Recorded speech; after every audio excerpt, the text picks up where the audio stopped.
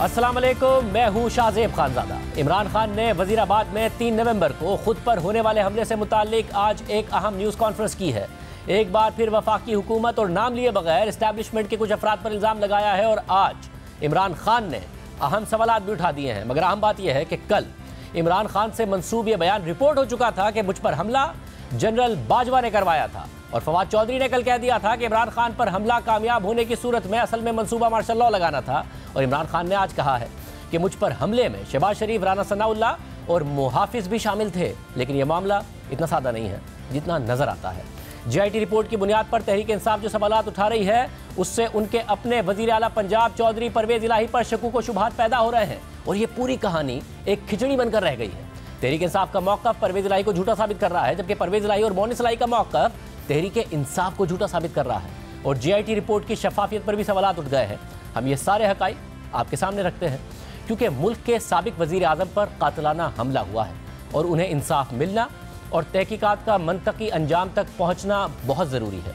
एक कहानी DPO गुजरात और उस वीडियो की है जो 3 नवंबर को इमरान खान पर हमले और मुल्ज़िम नवीद बशीर की गिरफ्तारी के फ़ौरन बाद पंजाब पुलिस की कस्टडी से लीक हुई थी। इस वीडियो में मुल्ज़िम नवीद इमरान खान पर कातिलाना हमले का एतराफ़ करता है। फिर ये तनाज़ा उठा कि पुलिस की हिरासत में मुल्ज़िम की वीडियो किसने बनाई, कैसे लीक हुई और किसने लीक की। इमरान खान ने आज इल्ज़ाम लगाया है कि DPO गुजरात ने ये वीडियो बनवा कर लीक की थी और उन्होंने वीडियो भी दिखाई जिसमें DPO गुजरात वीडियो बनाने के लिए अपना मोबाइल देते नजर आते हैं। DPO गुजरात के ऊपर तो मेरे 2 सवाल हैं। किसने उसे कहा था कि ये वीडियो भेजे इन सहाफियों की तरफ? जब JIT ने DPO को कहा कि आपका हमें मोबाइल फोन की जरूरत है, हमारे नीचे पंजाब गवर्नमेंट के नीचे DPO मना कर देता है। DPO वाज़े कह देता है कि मैं नहीं आपसे कोऑपरेट करता, आता भी नहीं है। हमने इस हवाले से बात करने के लिए DPO गुजरात सैयद गजनफर शाह को प्रोग्राम में शिरकत की दावत दी थी, मगर वो नहीं आए। लेकिन जिस दिन इमरान खान पर हमला हुआ उसके अगले दिन DPO गुजरात हमारे प्रोग्राम में आए थे और हमने उनसे मुल्ज़िम नवीद की एतराफ़ी वीडियो लीक होने के बारे में सवाल किया तो उनका कहना था कि इसका तयन करने के लिए तहकीकात की जा रही। ये बताइएगा, हमलावर की एक कल वीडियो लीक हुई जिस पर शोर भी बहुत मचा। जो चीफ मिनिस्टर परवेज इलाही साहब हैं उन्होंने पूरा थाना मुअत्तल कर दिया, मगर एक और वीडियो सामने आ गई। ये कैसे हो रहा है? उसकी तहकीकात बिल्कुल हो रही हैं और बड़ी आला सतह पे हो रही हैं। उसको वज़ीर आला साहब ने भी बहुत उसका सीरियस नोटिस दिया है। इसी वजह से फौरी तौर पे हमने जो है वो जितने एहलकार थे थाने के उनको मुअत्तल भी किया। उनके मोबाइल फोन्स जो हैं वो भी हमने कब्जे में लिए हैं। उनकी भी जो है वो हम फोरेंसिक एनालिसिस कराएंगे और ये देखेंगे कि वो वीडियो कैसे लीक हुई है और किसने बनाई थी। और दूसरी वीडियो भी आप ही की कस्टडी से लीक हुई है? नहीं, ये पहली भी वीडियो जो है वो इस तरह हमारी कस्टडी से लीक नहीं हुई है और जो दूसरी वीडियो है ये थाने के अंदर किसी मकाम की नहीं है, ये शायद किसी और मकाम की है। लेकिन अब मुल्ज़िम नवीद की वीडियो रिकॉर्ड कराने से मुताल्लिक मुबैना CCTV फुटेज जो तहरीक इंसाफ नज़र-ए-आम पर लाई है जिसने DPO के मौक़िफ़ पर सवाल उठा दिया है। फुटेज पर तारीख 3 नवंबर 2022 और रिकॉर्डिंग का वक्त 5:28 दर्ज है। इस फुटेज के हवाले से इमरान खान का दावा है कि DPO गुजरात अपना मोबाइल फ़ोन SHO के हवाले करते हैं। SHO इस मोबाइल फ़ोन से मुल्ज़िम नवीद का एतराफ़ी बयान रिकॉर्ड करते हैं और मोबाइल फ़ोन DPO को वापस दे देते हैं। यानी मुबैना तौर पर DPO गुजरात की मौजूदगी में और उनकी इजाज़त से मुल्ज़िम नवीद की वीडियो बनाई गई थी, मगर DPO ने हमारे प्रोग्राम में वीडियो के हवाले से लाताल्लुकी का इज़हार कर दिया था और लाइलमी का इज़हार किया था। मगर दिलचस्प बात यह है कि पंजाब में तहरीक इंसाफ की हुकूमत है, वज़ीर आला परवेज इलाही हैं और गुजरात परवेज इलाही का आबाई शहर है और सैयद गजनफर शाह आज भी DPO गुजरात हैं। ये सारी मालूमात खुद पुलिस के रिकॉर्ड पर मौजूद है, वेबसाइट पर मौजूद है, उन्हें नहीं हटाया गया। फवाद चौधरी से DPO गुजरात के बारे में सवाल हुआ तो उन्होंने कहा कि लॉजिक तो यही बनती है कि परवेज इलाही का खास आदमी होगा। यानी DPO गुजरात पर इल्ज़ाम लगाकर तहरीक इंसाफ असल में जिम्मेदारी तो परवेज इलाही पर डाल रही है और DPO का ताल्लुक परवेज इलाही से जोड़ रही है, मगर दूसरी तरफ CCPO लाहौर गुलाम महमूद डोगर जो JIT के सरबराह भी हैं वो भी परवेज इलाही के खास आदमी हैं और उन्हें CCPO लाहौर बरकरार रखने के लिए परवेज इलाही ने वफाक से एक लंबी खींचातानी भी की है। लेकिन तहरीक इंसाफ इसी गुलाम महमूद डोगर की रिपोर्ट पर भरपूर एतमाद कर रही है और इसके एक एक लफ्ज़ पर यकीन कर रही है और मज़ीद ये कि जिस तरीके से ये JIT बनी थी उस पर भी तनकीद की जाती है कि ये कोई JIT नहीं है बल्कि इमरान खान की मर्जी के पुलिस अफसरान पर मुश्तमिल एक कमेटी है जिसने इमरान खान की मर्जी के मुताबिक अपनी फाइंडिंग्स देनी है। शुरू में ही वफाकी वजारत दाखिला ने पंजाब हुकूमत को ख़त लिखकर गुलाम महमूद डोगर की सरबराही में JIT पर तहफ़्फ़ुज़ात का इज़हार कर दिया था। आपको ये भी बताएं कि CCPO लाहौर गुलाम महमूद डोगर की सरबराही में JIT बनने की भी अपनी एक दिलचस्प दास्तान है। डॉन की 11 नवंबर की खबर के मुताबिक हुकूमत पंजाब ने इमरान खान पर कातलाना हमले और वजीराबाद पुलिस की जानिब से मुकदमे में FIR के इंदराज की तहकीकात के लिए 5 रुकनी मुश्तरका तहकीकाती टीम तश्कील दी है।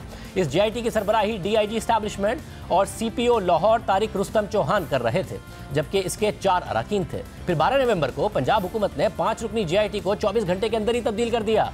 इस दूसरी JIT की सरबराही DRPO डेरा गाजी खान सैयद खुरम अली को दे दी गई। मगर फिर 15 नवंबर को खबर आई कि पंजाब हुकूमत ने JIT में एक दफ़ा फिर तब्दीली करते हुए CCPO लाहौर गुलाम महमूद डोगर को JIT का सरबराह मुकर्रर कर दिया। सिर्फ यही नहीं, ये खबरें भी सामने आती रहीं कि JIT के सरबराह बनने से पहले और फिर बाद में भी CCPO लाहौर गुलाम महमूद डोगर खुद कई बार इमरान खान से मिलने जमान पार्क जाते रहे हैं। उन्होंने पहली बार 12 नवंबर को जमान पार्क में इमरान खान की रिहाइशगाह का दौरा किया, फिर 16 नवंबर को दोबारा जमान पार्क का दौरा किया, 20 नवंबर को दोबारा जमान पार्क पहुंचे और फिर 5 दिसंबर को फिर खबर आई कि गुलाम महमूद डोगर दोबारा जमान पार्क पहुंच गए हैं। गुलाम महमूद डोगर की सरबराही में बनने वाली JIT का यह पूरा बैकग्राउंड है। मगर दिलचस्प बात यह है कि इमरान खान ने अपनी ही पसंद की JIT पर भी इल्ज़ाम लगा दिया कि वहाँ से भी एक मुखालिफ एंकर को मालूमात लीक की गई, हालांकि अदालत में जमा होने से पहले ये नहीं हो सकता। JIT के अंदर से चीज़ें लीक हुई और एक मुखालिफ हमारे जो बड़ा हमारे अगेंस्ट बोलता है उस एंकर को पहुंचाई गई। वो किसने पहुंचाई? कौन था हमारे JIT के अंदर के JIT के अंदर से? और ये एक जुर्म है कि कोई JIT के अंदर से इंफॉर्मेशन लीक नहीं कर सकता जब तक वो अदालत में ना जाए। मैं जो आपके सामने चीज़ें लेके आ रहा हूँ ये सारी अदालत में जा चुकी हैं। मगर अदालत में तो ये रिपोर्ट जमा नहीं हुई है। कल तहरीक इंसाफ ने इस पर प्रेस कॉन्फ्रेंस कर दी है, आज इमरान खान ने इस पर न्यूज़ कॉन्फ्रेंस कर दी है, तो ये रिपोर्ट तहरीक इंसाफ के पास कैसे पहुंच गई है? वफाकी वज़ीर दाखिला राना सनाउल्लाह और मुल्जिम नवीद के वकील मियां दाऊद ने भी यही सवाल उठाया है कि अदालत से पहले इमरान खान के पास JIT रिपोर्ट कैसे आ गई? ने एक JIT बनाई है, उसकी सरबराही जो है वो गुलाम मोहम्मद डोगर जो है ना वो कर रहा है, और उस JIT की रिपोर्ट जो है वो अभी तक अदालत में पेश नहीं हुई, अभी तक मीडिया में पेश नहीं हुई, अभी तक किसी को कानो कान खबर नहीं हुई और फवाद चौधरी साहब को वो पूरी रिपोर्ट मिल गई है। JIT की वो रिपोर्ट जो है वो इमरान खान साहब के पास कैसे पहुंच गई, फवाद चौधरी साहब के पास कैसे पहुंच गई, वो अभी अदालत में तो सबमिट नहीं हुई। इस पूरी कहानी में एक और तजाद ये है कि इमरान खान पर फायरिंग सिर्फ मुल्जिम नवीद ने की थी या और लोग भी शामिल थे। फवाद चौधरी ने JIT रिपोर्ट के हवाले से दावा किया कि इमरान खान पर हमले में 3 हमलावर शामिल थे, छतों से भी गोलियों के खौल मिले। इब्तदाई पुलिस इन्वेस्टिगेशन है, उसमें ये बात साबित हो गई है कि 1 नहीं 2 नहीं बल्कि 3 हमलावर इमरान खान के ऊपर असैसिनेशन अटैम्प्ट में शामिल हैं। जो बुलेट्स रिकवर हुई हैं उनमें से 14 जो बुलेट्स हैं वो ज़मीन के ऊपर से बरामद हुई हैं, यानी 12 एक जगह से और 2 एक जगह से। 9 बुलेट्स वो एक बिल्डिंग के ऊपर से जो हैं वो बरामद की गई हैं, जो कि बिल्कुल सामने बिल्डिंग जो है वो मौजूद थी। उसमें भी 7 बुलेट्स एक जगह से मिली हैं, 2 जगह से बुलेट्स जो हैं वो और मिली हैं। 3 हमलावरों की बात ये JIT कह रही है। अब दिलचस्प बात यह है कि अपने हमले के 4-5 दिन बाद ही इमरान खान ये बात कहना शुरू हो गए थे, मगर DPO गुजरात ने हमारे प्रोग्राम में कह दिया था कि ज़मीन से 11 गोलियों के खौल मिले थे, छतों से कोई खौल नहीं मिला था।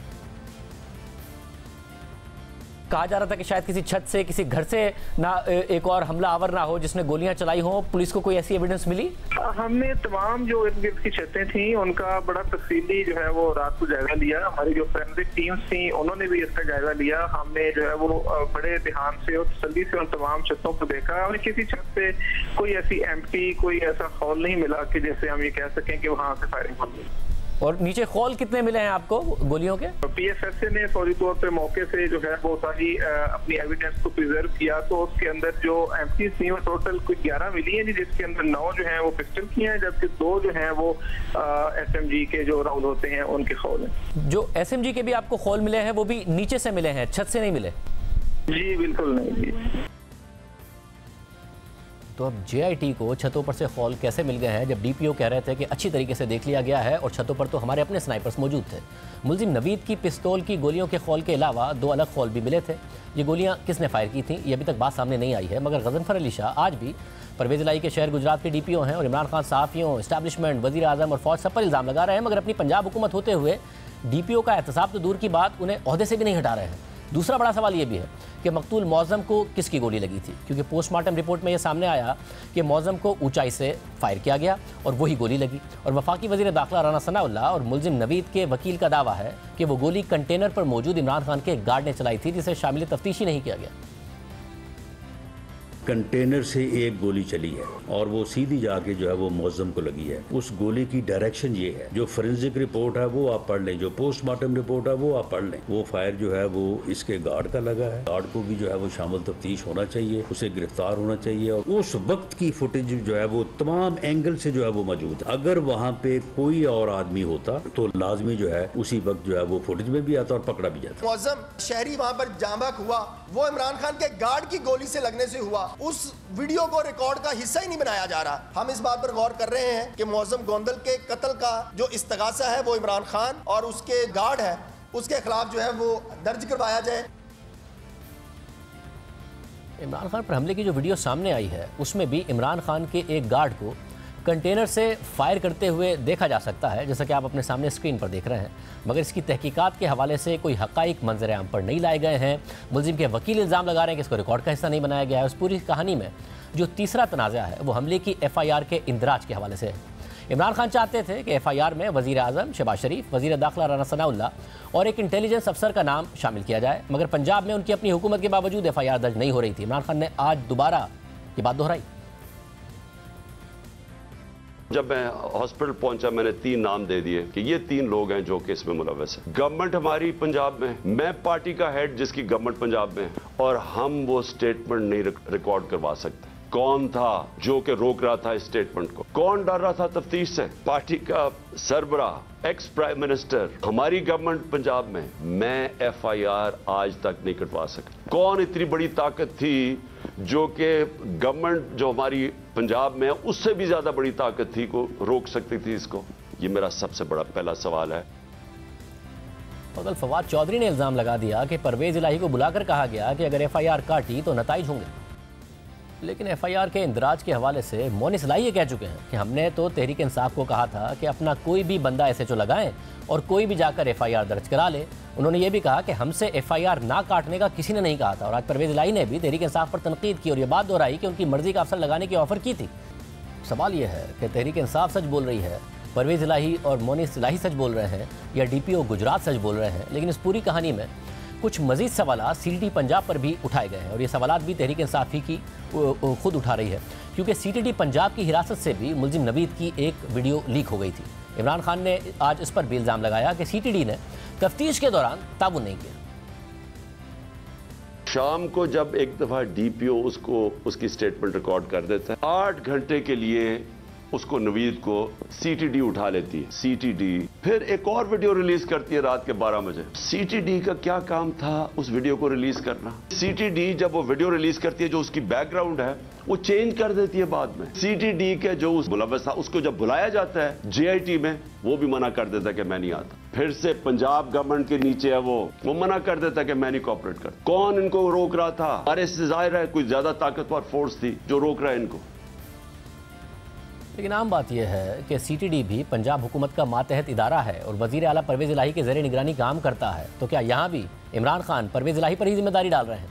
फवाद चौधरी ने यह इल्ज़ाम भी आयद किया कि जब इमरान खान पर हमला हुआ तो उस जगह मुनासिब सिक्योरिटी नहीं थी।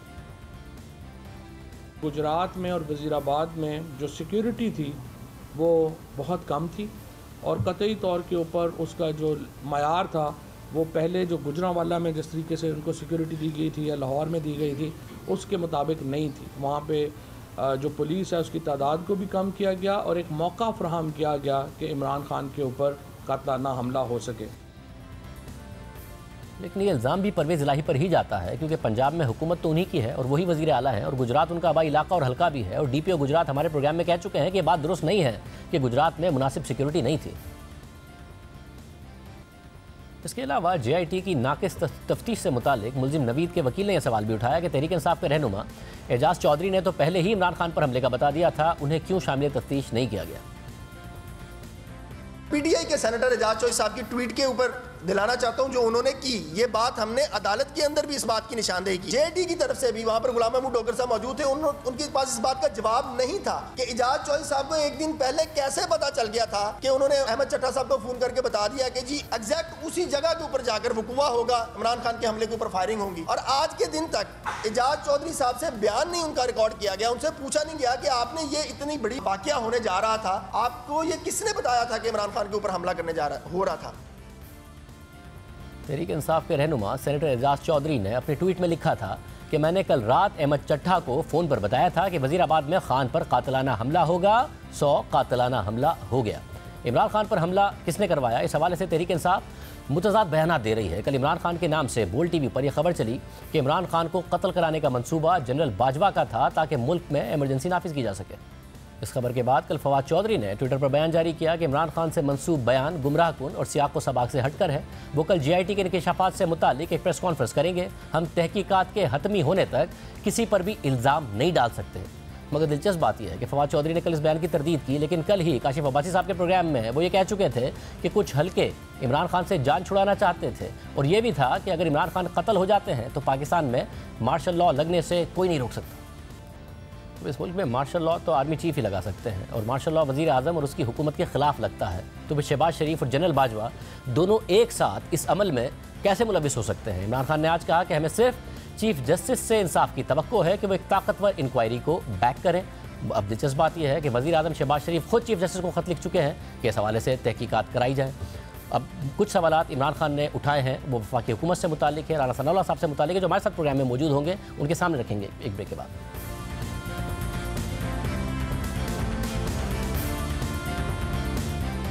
दोबारा खुशामदीद नाजरीन। इमरान खान साहब ने नए इल्ज़ामात लगाए हैं, इस्टेब्लिशमेंट पर लगाए हैं, मुहाफिज कहकर लगाए हैं, मगर साथ में मुल्क के वज़ीर आज़म और मुल्क के वज़ीर दाखिला पर भी लगाए हैं। वज़ीर दाखिला राना सनाउल्लाह साहब हमारे साथ मौजूद हैं। राना साहब बहुत शुक्रिया हमें शो में ज्वाइन करने के लिए। राना साहब ज़ाहिर है पहले से वो इल्ज़ाम लगाते आए थे, आप दोनों के नाम पहले भी उन्होंने लिए थे, 3 लोगों के नाम पहले लिए थे। अब ज़रा बात आगे बढ़ गई है, कल रिपोर्ट हुआ जनरल कमर जावेद बाजवा के हवाले से, फिर फवाद चौधरी साहब ने कहा कि मार्शल लॉ और इमरजेंसी लगाने का प्लान था इमरान खान साहब पर अगर हमला कामयाब हो जाता। आज खान साहब ने क्या कहा है वो ज़रा सुनिए, मैं फिर आपके सामने सवाल रखता हूँ। कौन कौन लोग इसके अंदर मुलव्वस हो सकते हैं, मुझे पता है कौन है वो। मुझे ये पता है कि राना सनाउल्लाह जिसके लिए कत्ल करना कोई बड़ी चीज नहीं, वो पीछे था, कि शहबाज शरीफ जिसने एक्स्ट्रा जुडिशल किलिंग में इसके ऊपर रिपोर्ट है, ये वो लोग हैं, इनका तो मुझे पता है। लेकिन मुझे जो एक तरह अफसोस भी है और एक तरह अपने मुल्क की फिक्र भी है कि वो लोग जिनको हम समझते हैं कि इस मुल्क की उन्होंने हिफाजत करनी है, इस मुल्क के मुहाफिज हैं, वो इस प्लॉट में कैसे शामिल हो गए, क्योंकि उनके बगैर ये होना नहीं था। जो सारा कवर अप हुआ है वो कभी भी ये दोनों क्रिमिनल्स हैं ये नहीं कर सकते थे, शहबाज शरीफ और राना सनाउल्लाह, ये इससे ज्यादा ताकतवर लोग कर सकते थे। मेरा सवाल ये है कि कत्ल करवाने की साजिश में आप मुलव्वस हैं तो क्या आपको फिक्र है अपनी कौम की? जी राना साहब, आप दोनों वज़ीर आज़म और आप मुलव्विस हैं, मगर पीछे जो मुल्क के मुहाफिज हैं उनके बगैर ये हो नहीं सकता था। ये सारा का सारा मामला बड़ी बराह रास्त किस्म का इल्ज़ाम उन्होंने लगाया है। ज़ाहिर पहले वो नाम और ज़्यादा बराह रास्त लेते थे, कल उन्होंने एक चैनल ने रिपोर्ट किया बराह रास्त नाम ले दिया, मगर आप दोनों का उन्होंने कहा आप दोनों पीछे थे। देखिए शाहजेब, इसकी सियासत ही अब ये रह गई है कि झूठा इल्ज़ाम लगाओ, प्रोपेगंडा करो, उस प्रोपेगंडे को जब तक चले चलाओ, जब वो ख़त्म होने लगे तो फिर एक नई चीज़ जो है ना उसको निकाल के ले आओ। ये इंतहाई 2 नंबर आदमी है और ये सिर्फ झूठ नहीं बोलता, ये समझ के इसे मालूम होता है कि मैं झूठ बोल रहा हूँ तो उसके बाद जो है ये ड्रामा करता है। आप मुझे बताएं कि जाली गोली लगने और ज़ख़म, आप मुझे बताएं कि ये ज़ख़म अगर किसी और के होता या बाकी जितने लोग वहाँ पे ज़ख्मी हुए हैं वो सारे ठीक हो गए हैं, कोई 10 दिन में, कोई 15 दिन में, इसका ज़ख़म जो है वो 2 महीने हो गए ठीक नहीं हो रहा और ऐसा ड्रामा करता है चलते हुए बैठते हुए। तो जो आदमी इस हद तक जो है वो फ्रॉड हो तो उससे आप कोई भी तवक्को जो है वो कर सकते हैं।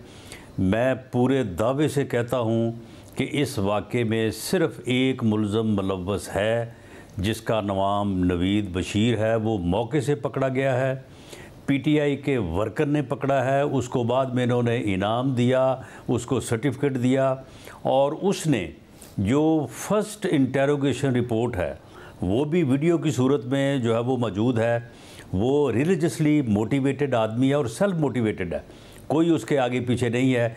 इसके अलावा ये किसी इंडिपेंडेंट ज़रिए से जहाँ से ये इंक्वायरी तफ्तीश करवाना चाहते हैं ये करवाएं। JIT अगर इन्होंने बनानी थी वो नहीं बनाई इन्होंने, ये बनाएं।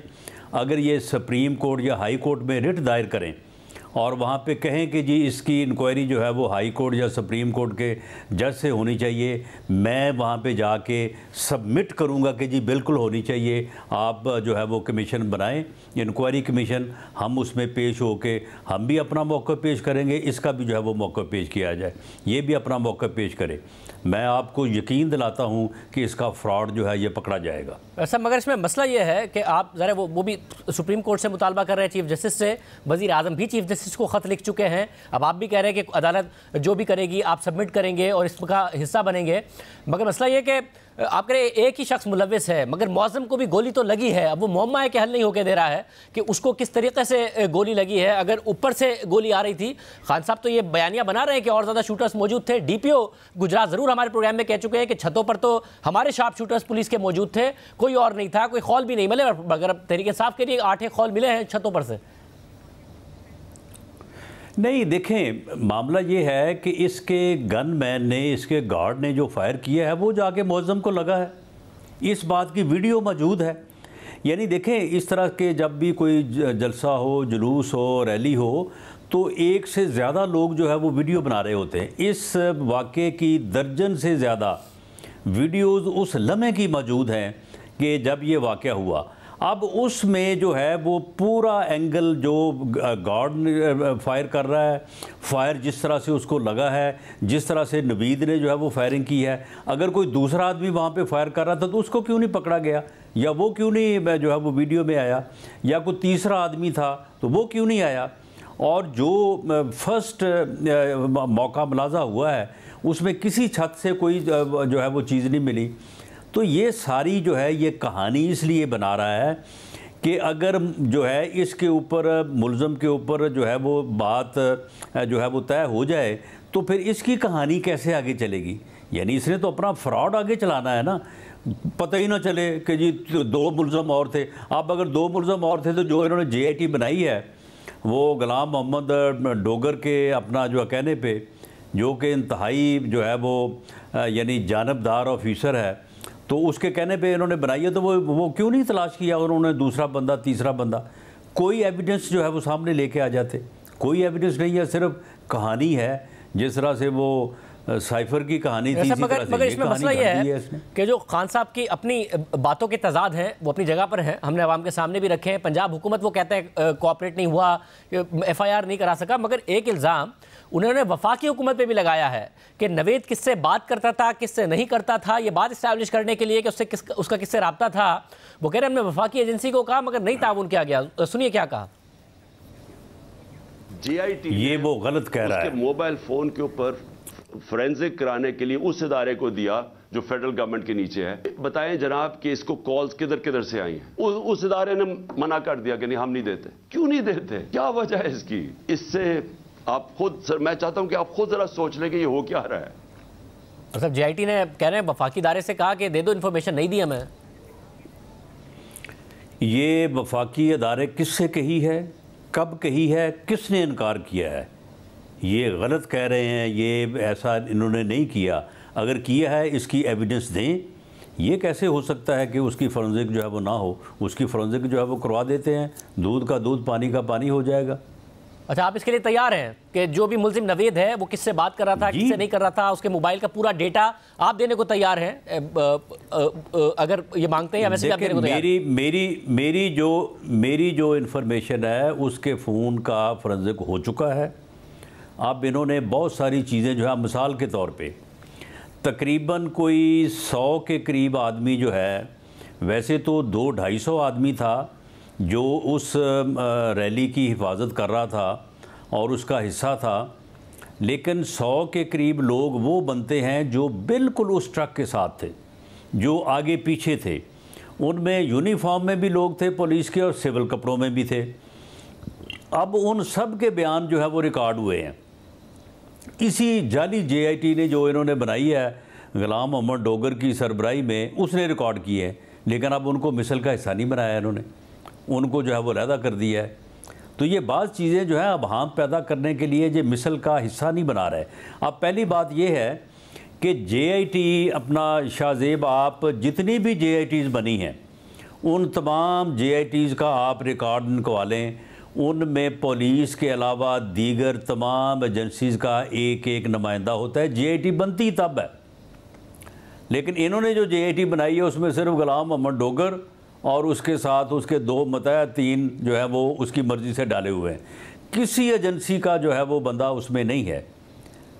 तो वो उन्होंने जो चीज़ सूट करती थी, जिस तरह से इन्होंने ये सारी कहानी घड़नी थी या जिस तरह के आज प्रेस कॉन्फ्रेंस में इनको ज़रूरत थी उसके मुताबिक, मगर एक और इल्ज़ाम वो ये लगा रहे हैं, पहले कॉपी इनको दी है अदालत में, बाद में जमा कराई है कि मुलजिम नवेद को जो वकील फराहम किया है वो भी आप लोगों ने किया है। उसकी जो प्रेस कॉन्फ्रेंस है आज, वो उसमें भी आप लोगों का किरदार है कि वो जो बयानियाँ आप बनवाने में भी आप लोग पीछे हैं, ये इल्ज़ाम भी लगाया जा रहा है।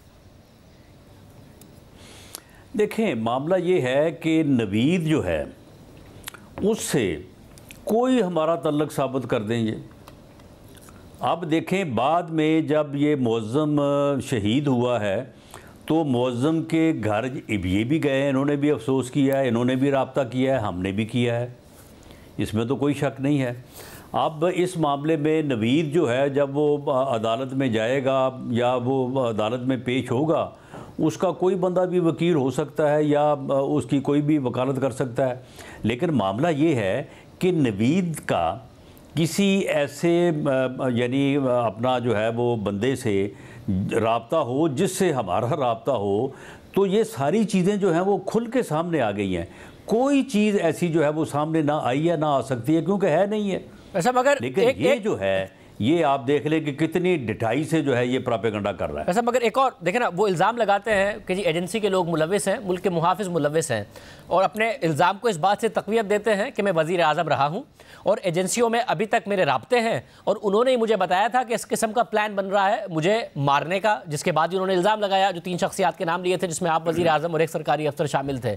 और अब मज़ीद तक़वियत देने के लिए अब वो ये कह रहे हैं कि पॉलीग्राफिक टेस्ट हुआ मुलजिम नवीद का जिसमें वो फेल हुआ। वो ज़रा सुनिए कि क्या कह रहे हैं। नवीद के ऊपर जब उन्होंने वो टेस्ट किया तो पॉलीग्राफ टेस्ट के अंदर 2 चीजें वाज़ेह सामने आ गई। एक, जब नवीद से पूछा गया कि किन किन लोगों ने, सिर्फ एक आदमी के अलावा किसी ने आपको कांटेक्ट किया था, उसने कहा नहीं किया था, झूठ निकला। दूसरा इससे सवाल पूछा गया कि क्या आपको ट्रेनिंग थी पिस्टल शूटिंग की, उसने कहा कोई ट्रेनिंग नहीं थी। वो फिर झूठ साहब आ गया पॉलीग्राफ के ऊपर। ईरान साहब, एजेंसी के अंदर से लोगों ने बताया था क्योंकि मैं वज़ीर आज़म रहा हूँ, मेरा ताल्लुक है, और पॉलीग्राफिक टेस्ट में फेल हो गया नवीद। चलें देखें, अब इसने पॉलीग्राफ टेस्ट के ऊपर एतमाद का इज़हार किया है। शाहज़ेब, ये इमरान खान का पॉलीग्राफ टेस्ट जो है ना ये करवा दें। अगर ये सच्चा साबित हो जाए ना तो जो फिर आप हमारे ऊपर इल्ज़ाम लगाए ना हम वो अपने सर ले लेंगे। इसका पॉलीग्राफ टेस्ट करवाएं। यानी ये इतना झूठा आदमी है कि हर चीज़ को जो है वो झूठ बयान करता है। देखें, मामला ये है कि अब मेरी ये बात जो है इसको अदरवाइज़ ना लिया जाए। आप मुझे बताएं कि जिस तरह से नवीद ने हमला किया है, जिस तरह का वो नवीद के पास पिस्टल था, आप मुझे बताएं कि मुनज़्ज़म या जिस तरह की ये बात बता रहा है कि जी इस तरह से साजिश हुई, उस साजिश के पीछे फ़लाँ लोग थे और वो साजिश इस तरह से इम्प्लीमेंट हुई। आप मुझे बताएं कि जो ऐसी साजिशों के नतीजे में जो काम होते हैं या हमले होते हैं वो इस तरह के होते हैं, वो ऐसे होते हैं वो। मगर साहब देखें, अब मुल्क के साबिक वज़ीर आज़म पर बहरहाल हमला हुआ है, मुल्क के साबिक वज़ीर आज़म तो मंतकी अंजाम तक तो पहुंचनी चाहिए ना तहकीकात। तो कोई ऐसा तो ना हो कि ये भी एक मुअम्मा ही रह जाए, पता ही ना चले क्या हुआ था। नहीं, ये मुअम्मा बनाना चाहते हैं। देखें ना, बात यह है कि अगर ये मुअम्मा ना बने तो इनका तो फ्रॉड ख़त्म हो जाएगा। यानी ये जो फ्रॉड कर रहा है ये इसीलिए कर रहा है कि ये मुअम्मा बने। ये मुअम्मा इसने आज यही बनाया कि जी 2 और थे, अब ढूंढें जी 2 और कौन थे। वो 2 आप सारी अपना ज़िंदगी तलाश करते रहेंगे, वो मिलेंगे नहीं। तो ये मुअम्मा इस मामले को बनाना चाहता है। ये इस मामले को मुअम्मा बनाए बगैर तो इसका काम चलेगा नहीं आगे। बहुत शुक्रिया। तो साहब हमारे साथ मौजूद थे। हामिद मीर साहब पर भी आज खान साहब ने इल्ज़ाम लगा दिया दीगर सहाफ़ियों के साथ। हामिद मीर साहब हमारे साथ मौजूद होंगे, उनके पास क्या मालूमात है, बात करेंगे ब्रेक के बाद। में दोबारा खुशामदीद नाज़रीन। इमरान खान ने आज प्रेस कॉन्फ्रेंस की, एक दफ़ा फिर सहाफ़ियों पर इल्ज़ाम लगा रहे हैं, DPO गुजरात के खिलाफ कार्रवाई नहीं कर रहे हैं। ये सारी की सारी कहानी क्या है, जिन सहाफ़ियों के ऊपर वो इल्ज़ाम लगा रहे हैं इमरान खान साहब, उसमें हामिद मीर साहब भी शामिल हैं। मीर साहब, बहुत शुक्रिया मीर साहब। ये स्टोरी आपने ज़ाहिर है देखी भी है, कवर भी की है। बजाय इसके कि वो परवेज़ इलाही साहब से पूछें, परवेज़ इलाही साहब की वहाँ हुकूमत है, सीटीडी भी उनके मातहत है, डीपीओ गुजरात भी उनके मातहत है, उन्हीं का इलाका है, मगर वो एतराज़ उन्हें सहाफ़ियों पर है। हालांकि दुनिया भर में ज़ाहिर है सहाफ़ी को ख़बर मिले और ख़बर ऐसी हो कि मुल्क के साबिक़ वज़ीर-ए-आज़म पर हमला हुआ है तो वो कौन नहीं रिपोर्ट करेगा, हमलावर की फुटेज हो तो कौन नहीं रिपोर्ट करेगा। मैं खान साहब सहाफ़ियों के ऊपर ज़्यादा फोकस है, क्या वजह है कि वो पंजाब में नहीं करा पा रहे हैं अपनी मर्ज़ी के काम? शाहज़ेब भाई, मुझे तो जब आज इमरान खान साहब सहाफ़ियों पे इल्ज़ाम लगा रहे थे और फिर अपनी बेबसी का रोना रो रहे थे कि देखें जो डीपीओ है उसने मुल्ज़िम नवीद का बयान जो है वो अपने मोबाइल फ़ोन पे रिकॉर्ड किया और फिर मेरे मुखालिफ सहाफ़ियों को दे दिया और फिर उसने शामिल तफ्तीश होने से भी इनकार कर दिया, तो मुझे तो उन पर तरस आ रहा था।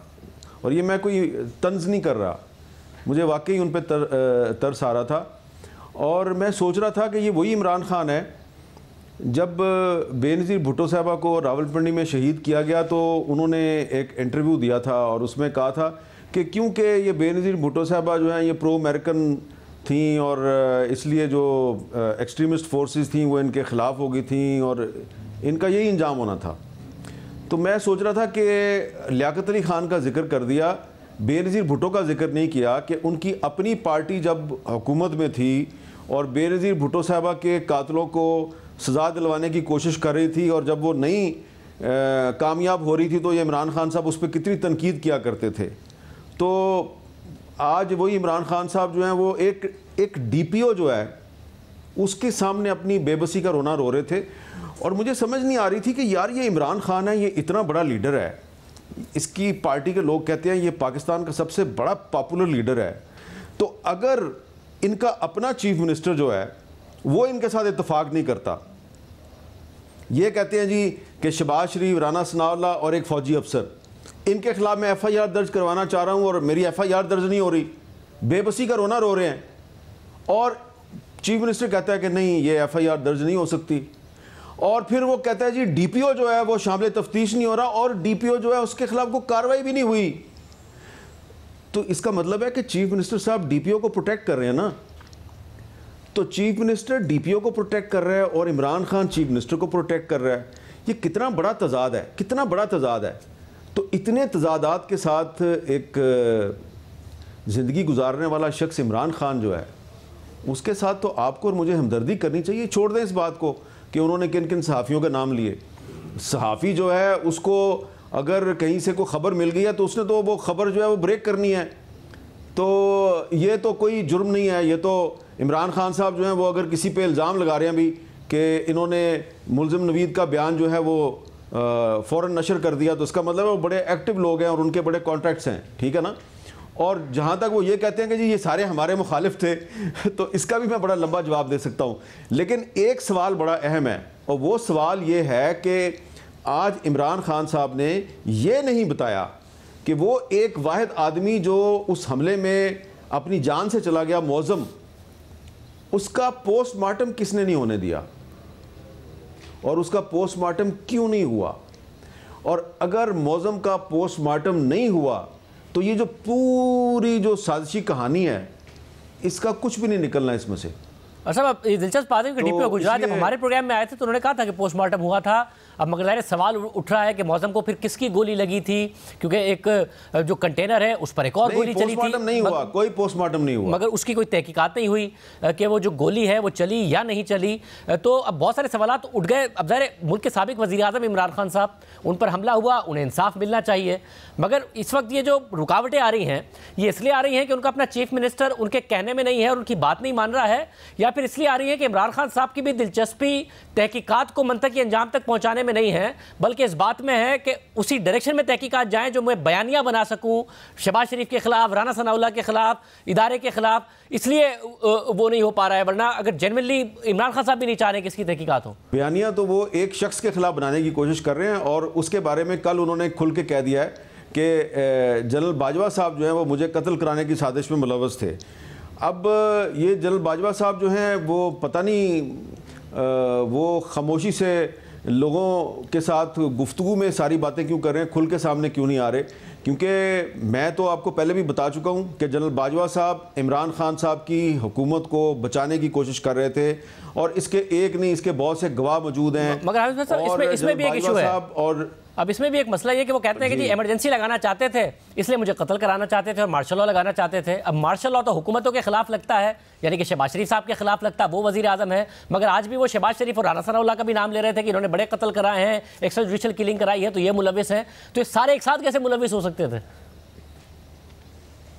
देखें, इसलिए तो मैंने 2-3 दफ़ा ये गुस्ताखी की है कि इस वक्त सिर्फ इमरान खान साहब बोल रहे हैं।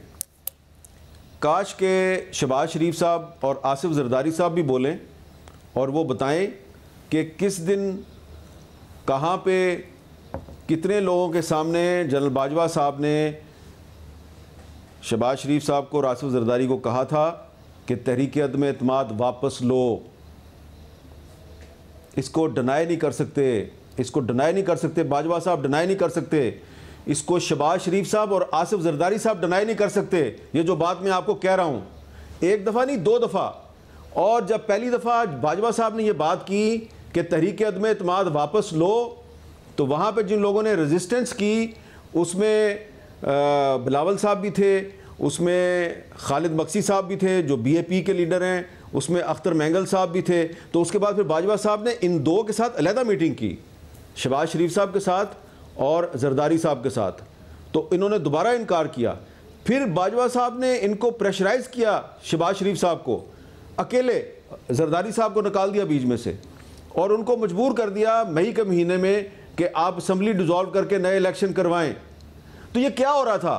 तो वो आदमी जनरल कमर जवेद बाजवा जो इमरान खान साहब को हेल्प आउट कर रहा था, इदारे की पॉलिसी कुछ और थी कि हमने न्यूट्रल रहना है, लेकिन बाजवा साहब इमरान खान को सपोर्ट कर रहे थे, उसको बचाने की कोशिश कर रहे थे। और मैं बार बार आपको कह रहा हूं कि डिनाई करें शहबाज शरीफ साहब, डिनाई करें आसिफ जरदारी साहब, नहीं डिनाई करेंगे, ये कर नहीं सकते। अगर करेंगे तो फिर मैं और भी बहुत कुछ बता दूंगा। और हमीद साहब, अब ज़ाहिर हमारे मुल्क की तारीख बढ़ी हुई है, लियाकत अली खान साहब से लेकर मोहतरमा बेनज़ीर भुट्टो साहिबा तक और दीगर ऐसे वाक़यात हैं, और इसलिए बड़ा लाजमी है कि इमरान खान साहब पर जो हमला हुआ उसके हक़ाइक़ सामने आए। हमारे मुल्क की ये भी तारीख भरी हुई है कि इदारों ने मुतादिद वाक़यात में तहकीकात नहीं होने दी हैं। अब इमरान खान साहब मुतालबा करें चीफ जस्टिस से, मुल्क के वज़ीर आज़म ने भी लिख दिया है चीफ जस्टिस को कि जी आप कराएं तहकीकात, फुल कोर्ट के ज़रिए करा लें। तो कैसे होंगी तहकीकात? ज़ाहिर ये तो लाजमी होना चाहिए कि पता चले कि हुआ क्या था। नहीं, देखें, इमरान खान साहब जो हैं वो सिर्फ अब जनरल बाजवा साहब को एक कुर्बानी का बकरा बनाने की कोशिश कर रहे हैं।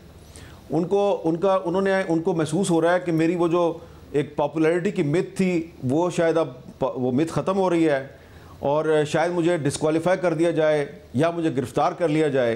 तो वो अपनी पॉपुलैरिटी को बरकरार रखने के लिए वो अब एक नया नैरेटिव बनाने की कोशिश कर रहे हैं। और अब उनका नया नैरेटिव जो है वो ये है कि ना शहबाज शरीफ मरकज़ी मुल्ज़िम है, ना राना सनाउल्लाह मरकज़ी मुल्ज़िम है, मरकज़ी मुल्ज़िम जनरल कमर जवेद बाजवा है, ताकि लोग कहें कि देखो कितना बहादुर लीडर है कि ये जो साबिक आर्मी चीफ है ये उसको टारगेट कर रहा है। हालांकि मैं आपको बार बार बता रहा हूँ कि वो बाजवा साहब जो है वो तो इनको बचाने की कोशिश कर रहे थे और इसके सबूत मौजूद हैं, इसके गवाह मौजूद हैं। और ये अगर पॉलीग्राफ टेस्ट हो ना, इमरान खान साहब का पॉलीग्राफ टेस्ट हो, जिस तरह वो कह रहे थे कि जी नवीद का पॉलीग्राफ टेस्ट हुआ तो उसका झूठ सामने आ गया, तो इनका पॉलीग्राफ टेस्ट होगा तो बहुत कुछ सामने आएगा। बहुत शुक्रिया आमिर साहब की गुफ्तगू आपने सुनी। आज के पास में इतना ही, इजाज़त दीजिए। अल्लाह हाफ़िज़।